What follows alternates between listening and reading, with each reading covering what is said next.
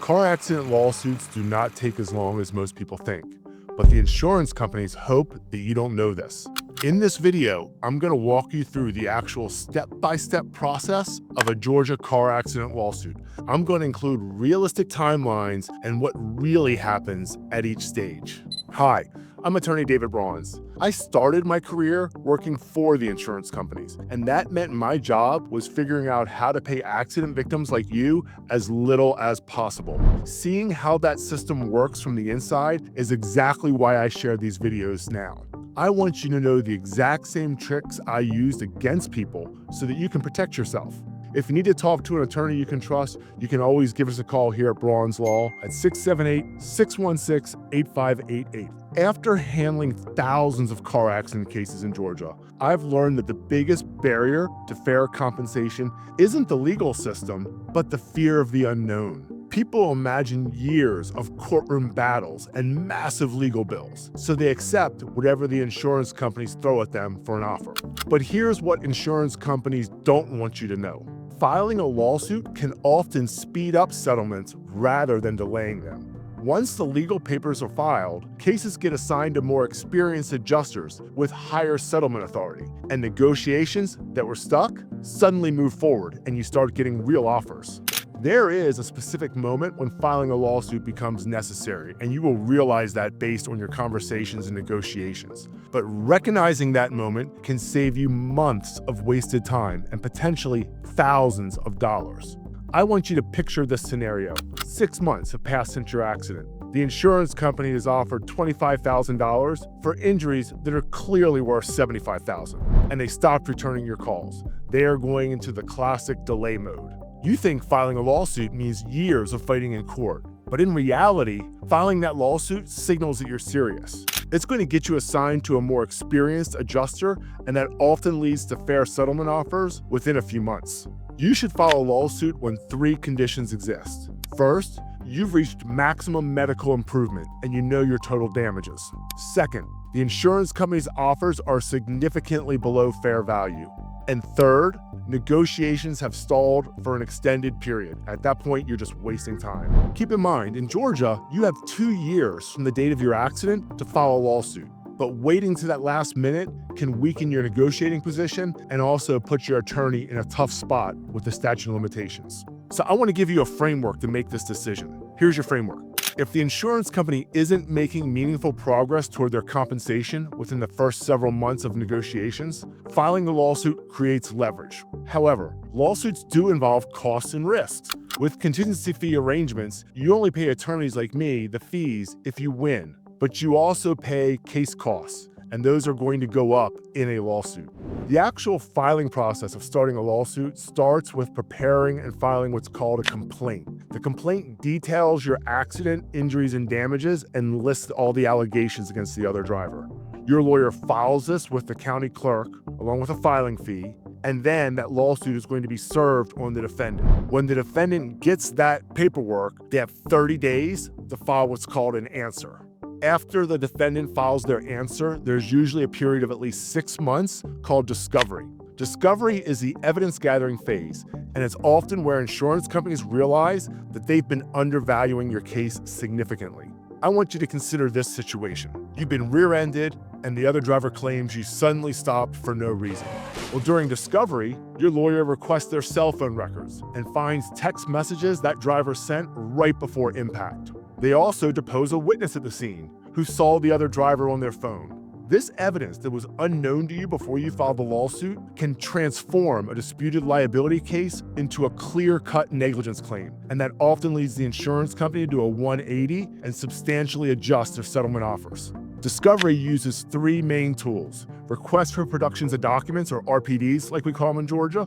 Those are where you can request documents in the possession, custody, or control of the other party, like phone reports, accident reports, vehicle repair bills. Then there's depositions. Depositions are where you get to ask the other party, or any witness, or anybody for that matter, under oath questions about the evidence in your case. And third, there are interrogatories. Interrogatories are a fancy word for questions. Each side in a civil case gets to ask the other side up to 50 written questions, and that other side has to answer them under oath. And that usually happens early on in discovery. During this discovery phase we're talking about, you're going to need to provide your medical records, employment documents, tax returns, and sometimes undergo an examination by a defendant's doctor called an IME, independent medical exam, even though it's anything but independent. You'll also need to restrict your social media activity because defense lawyers will search for photos or posts that contradict your injury claims. I have seen it time and time again. What you need to do during discovery is be organized. You need to get all your medical records together, put them in chronological order, gather all your employment records that show your lost wages so you can support your lost wage claim, and most importantly, document all your injuries and how they affect your daily living. You also want to prepare for your deposition by reviewing the accident facts and your medical care with your lawyer. You need to be honest about your injuries, but don't minimize their impact on your life. Your deposition is your sworn testimony, so preparation is critical. The court during this time period will also schedule what's called case management conferences. These are used to set deadlines and ensure that cases move forward in the litigation process and don't get stuck in litigation. During this phase, either side can file motions asking the judge to dismiss their case or rule in their favor without trial. These rarely succeed in car accident cases unless there are clear legal problems. After discovery comes a crucial phase that determines whether you'll ever see the inside of a courtroom. It's called mediation, and most judges order mediation in Georgia. Mediation resolves the majority of car accident lawsuits in Georgia, and understanding how it works can mean the difference between accepting an inadequate offer and achieving fair compensation. Here's how mediations work. Let's say you've been offered $50,000 for a case that you believe is worth $100,000. At mediation, a neutral, meaning a third party, someone beside your lawyer and the other lawyer, and it's usually either an attorney or retired judge, they're going to help both sides negotiate. You're going to start far apart, but through the mediator's guidance and pressure, they're going to slowly walk both sides toward the middle. So in my example, you might settle at $80,000, much better than the original offer and without the uncertainty of trial. You also need to know that mediation happens in a conference room, not a courtroom. A neutral mediator is literally going to shuffle between two rooms, carrying offers and arguments back and forth between both sides. That process is confidential, so both sides can speak freely without worrying their words will be used against them later. Most mediations last a full day and resolve cases. Many courts these days actually require mediation before trial, and some insurance policies require it as well. The cost of mediation is typically split between both sides, and while you're not required to settle, the pressure to resolve cases is significant. To maximize mediation results, you want to organize all your records showing your injuries, calculate lost wages precisely, and document how the accident changed your daily life. You also want to set realistic settlement ranges with your lawyer before you walk in. When you go into that mediation, you want to know what your lowest number is and be prepared to walk out when you hit that number. You need to be prepared to negotiate. Mediation rarely results in your initial demand, but it often produces settlements significantly higher than pre-mediation offers. If mediation fails, you face the one outcome that's going to create the most anxiety. But the reality includes both significant opportunities and serious risks. Only a small number of Georgia car accident cases actually go to trial, but when they do, the stakes become much higher, both the potential rewards and the risks of getting nothing. I want you to consider this reality. Say you've been offered $75,000, but your injuries are clearly worth $200,000. At trial, that jury of 12 strangers could award you $180,000, giving you substantially more after fees. But they could also award you nothing or a fraction of that amount if they don't believe your injuries are serious or they find you are partially at fault. Trial is high risk, high reward. Before trial, both sides have to exchange witness lists and evidence lists, documents they're going to present. Your lawyer is going to need medical experts to testify about your injuries and causation. We need experts to do it. You can't do it.